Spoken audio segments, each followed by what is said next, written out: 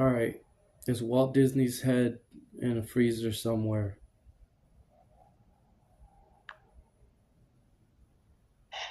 That's actually a popular urban legend, but there's no credible evidence to support it. Walt Disney was cremated after his death in 1966, and his remains are interred at Forest Lawn Memorial Park in Glendale, California. Urban legends like these can be fascinating, though. Are there any other myths or legends you find intriguing? Is there anybody that has frozen themselves to be for science? The idea of cryonics involves freezing a person's body in the hope of future revival with advanced medical technology. Yeah, that. Some individuals have opted for cryopreservation after death, hoping for a future where they might be revived and cured of their ailments. It remains speculative, with no proven cases of successful revival. Interested in the science behind it or the ethics involved? Science.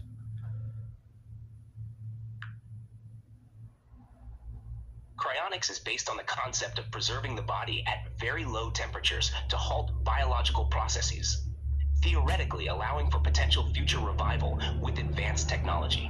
It's a controversial field, as current scientific understanding and technology don't support successful revival. Researchers continue to study cryopreservation techniques for potential future applications. What else would you like to explore about this topic? So what if somebody unplugs one of those machines? What's gonna happen? If someone unplugs a cryonic storage unit where a body is stored, it would depend on several factors. 1. Timing. The longer the body remains without proper cooling, the more likely it is that irreversible damage will occur. 2. Procedure. Cryonics facilities have protocols to prevent unplugging accidents, often using backup power and alarms. 3. Legal and ethical issues. Tampering with cryonics equipment can lead to legal consequences due to the potential impact on the preserved individual's chances of future revival. It's a delicate process, and facilities take extensive precautions to ensure the integrity of their cryopreservation procedures. Tell me more about these cryonic facilities. Cryonics facilities are specialized centers where individuals can opt to have their bodies or sometimes just their heads preserved at very low temperatures after legal death, with the hope of future revival. Here are some key aspects. 1. Storage units. These facilities use cryogenic storage units filled with liquid nitrogen to maintain temperatures around minus 196 degrees Celsius, 9 to 320 degrees Fahrenheit. 2. Process. After legal death, the body is quickly cooled and perfused with cryoprotectants to minimize ice crystal formation that could damage tissues during freezing. 3. Legal and ethical considerations. Cryonics is controversial due to ethical and scientific uncertainties about future revival and potential harm to the deceased person's body. She got me thinking about it. It can be expensive, often requiring significant financial resources to cover preservation and ongoing storage fees. 5. Research and development. Some facilities are involved in ongoing research to improve cryopreservation techniques and explore potential future revival methods. Would you like to know about any specific facilities, or do you have other questions about how they operate? Yeah, I'm thinking about having my head put in one of those cryo facilities after I'm done. Maybe with like a sandwich in my mouth. So I could be frozen with a sandwich in my mouth. You think that can happen? Cryonics facilities typically focus on preserving the entire body or just the head, depending on the service chosen. While it's an intriguing idea, the process involves carefully controlled procedures to ensure the preservation of the body or head without introducing additional objects like a sandwich. The goal is to minimize any potential damage and maximize the chances for future revival, focusing solely on the preservation of the biological tissue. Okay, so what if, all right, no sandwich, but what if I want to eat a lot of sandwiches right before I do that? Eating a lot of sandwiches before cryopreservation wouldn't affect the process itself. Cryonics facilities focus on preserving the body or head immediately after legal death, using cryoprotectants to prevent ice crystal formation and tissue damage. What you eat beforehand wouldn't impact the preservation procedure, but it's important to discuss any plans for cryonics with loved ones and legal advisors. Is there anything else you're curious about regarding cryonics or related topics? So is it like you're in ice? Are you in ice? In cryonics, the body or head is preserved in liquid nitrogen, not ice. The extremely low temperatures, minus 196 degrees Celsius or minus 320 degrees Fahrenheit, essentially halt biological processes, preserving the tissues in a suspended state. It's a complex process aimed at potentially allowing future revival with advanced medical technology. Amazing. It is fascinating how technology and science can intersect with hopes for the future. Is there anything else you find intriguing or want to discuss further? What about if a midget wants to go in a cryo facility?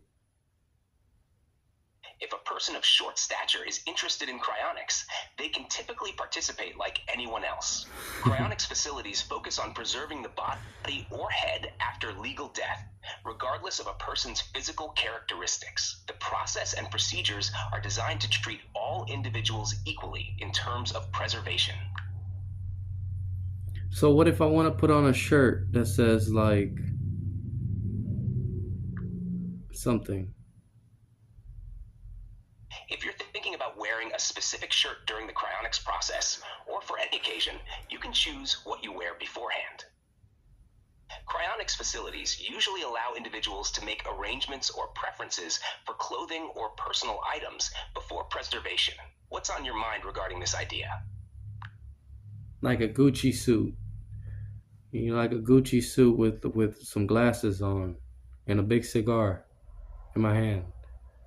It's fucking cryonically frozen. That sounds like a stylish choice. It's common for individuals to express personal preferences for clothing or items they want to have with them in various scenarios, including cryonics arrangements. It's all about personal choice and what makes you feel comfortable or reflects your personality. Is there anything else you're curious about or want to discuss? So then like alligator shoes and then pants, but a sandwich in my pants. Cryonics facilities focus on preserving the body or head under controlled conditions to minimize tissue damage and increase the potential for future revival. Typically, only personal items that don't interfere with the preservation process are included. It's essential to discuss any specific requests or preferences with the facility to ensure they align with their procedures. What else are you curious about regarding cryonics or other topics? How much does it cost? You're welcome. The cost of cryonics can vary widely depending on several factors, including the type of preservation, whole body or head only, the facility, and additional services. Generally, it can range from tens of thousands to over $100,000. There are also ongoing storage fees that can add to the overall expense. It's advisable to research different facilities and discuss costs and payment options directly with them. If you're considering this, have you thought about how you might plan for it financially? I have $3 million.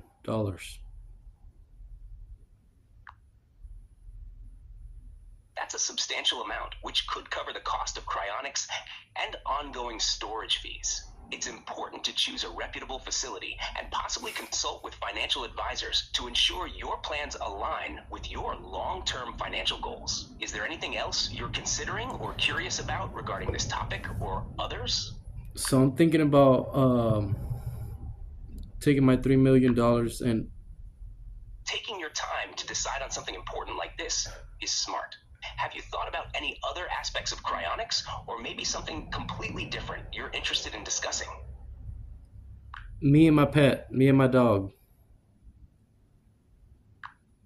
want to be in cryo. Pets are important companions. Are you thinking about the future for your dog in terms of care, or anything specific you'd like to discuss about your pet?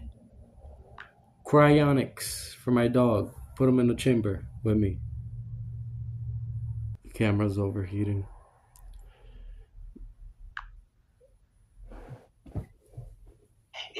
to let it cool down before using it again to avoid any potential damage.